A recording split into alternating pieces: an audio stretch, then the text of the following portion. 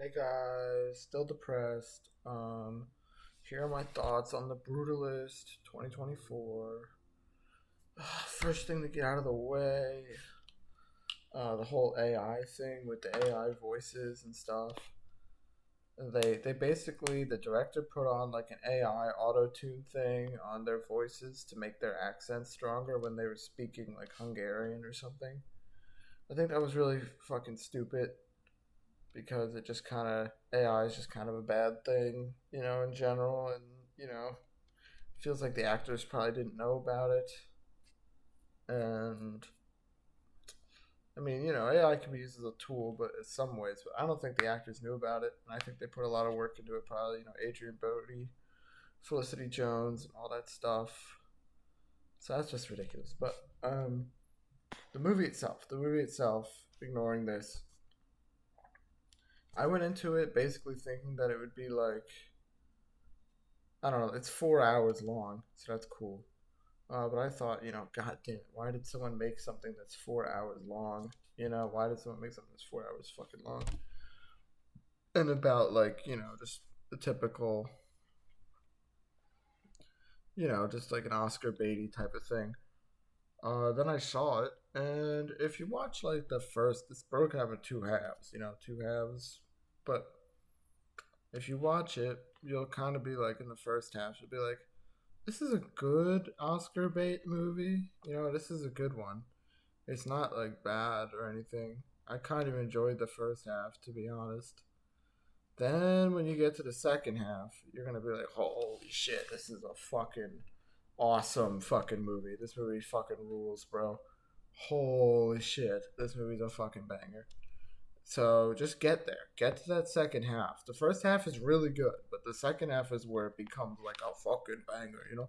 They go to Italy at one point, and they make Italy like spoiler. This is not a huge spoiler. This is an aesthetic spoiler. If you care about aesthetics, you don't want the aesthetic to be spoiled. But Italy's just like really spooky, really, really, really, really spooky. And I don't, yeah, they make it like echoey and like full of like mist and stuff. It's really weird, but the characters are crazy. This plot is fucking insane. I thought it was real. I thought it was based on a real thing. And my brother was like Googling, Doylestown, Pennsylvania. And I was like, don't look it up. I don't want to see what the building looks like. It's not real. None of it's real. It's all completely made up, which is insane because I thought it was like a real thing. And the fact that they were able to like take real history and interweave it into a story like this, like they use certain laws, like immigrant laws become a big part of it. And like just it's basically from the 40s to like the 60s, or even a part of it's in the 80s. And each place they go to, they kind of show it, like they give a big like sample of what it looks like and stuff, what it feels like, and it uses a lot of history intertwined with the plot. So like someone had to really understand their history and think through all this stuff really well. To know what's going on in Philadelphia, to know what's going on in architecture or something. Someone's a big nerd, whoever wrote this. And I can't imagine writing it because it's so fucking massive and insane. And it's just a really good story. In the end, it's just an awesome story. Yeah, I came out of the movie, I was quoting it a bunch. Um, Adrian Brody's awesome, of course. Guy Pearce is kind of like he's just he's something. He's something. For the first half of the movie, you're definitely yeah. I don't want to say anything about Guy Pearce because his performance is really nuanced and kind of needs the context of the movie to talk about. Um, let's see. He plays like an industrialist, and then Felicity Jones is easily the best. She just absolutely crushes it. She's basically, in my heart, the main character of the movie. Like she's definitely my favorite character in the movie, and my brother's as well. I looked like he was there. He's not there. He used to be there. So this is just if you have 4 hours to kill, definitely watch it. If you have 8 hours to kill, watch this and then watch Lawrence of Arabia.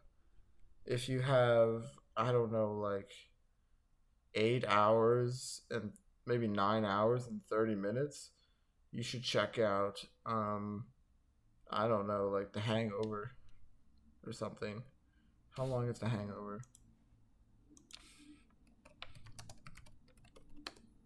The Hangover is 1 minute, 1 minute, 1 hour and 40 minutes. So The Hangover is basically about these guys. It's Bradley Cooper, Zach Galifianakis. I don't know if you guys heard of him, and Ed Helms from The Office. They all kind of get together, and there's this guy Doug as well, but he's not really in the movie. I'll explain why. So they go to Vegas because Doug's getting married, and then they wake up in the morning and they don't remember anything, and they lost Doug, and so they have to find Doug, and it goes through all these antics. Like there's like a Mike Tyson's in it, which is kind of crazy because like he just fought like Logan Paul or Jake Paul or something on Netflix. And watching a live event on Netflix also like tells them where you are, and I lost my Netflix account. Um, but anyway, Zach Galifianakis is really good in it. He's also in this movie Due Date. So what are we at? 9 hours and 40 minutes. Due Date. How long is the? Why don't you just tell me the length of the movie? Due Date movie. So Due Date's an hour 35. So if we're at 9 hours and 40 minutes, that's 10 hours, 11 hours and 15 minutes. If you have 11 hours and 15 minutes, I would check out Due Date because it has Zach Galifianakis in it and it has Robert Downey Jr. from Iron Man, and they're really good in it. The guy who made Joker and Joker 2 made it, and the guy who made Joker and Joker 2 also made The Hangover. He didn't make Lawrence of Arabia or The Brutalist. Danny McBride's in it for a little bit. Jamie Foxx is in it for a little bit. RZA is in it. Michelle Monaghan's in it. And so, if you have some like 11 hours and 15 minutes, I would check out The Brutalist, Lawrence of Arabia, The Hangover, and Due Date. So that's kind of my, depressed vlog. I'm in black and white because I'm depressed. And, Brutalist is kind of I think ultimately it's a hopeful movie. And The Hangover, I wouldn't say is a depressing movie. I definitely don't watch it if you're depressed. But The Hangover, it's a serious film. And Due Date, obviously, that's with Robert Downey Jr., very serious. Yeah, so that's my review of The Brutalist.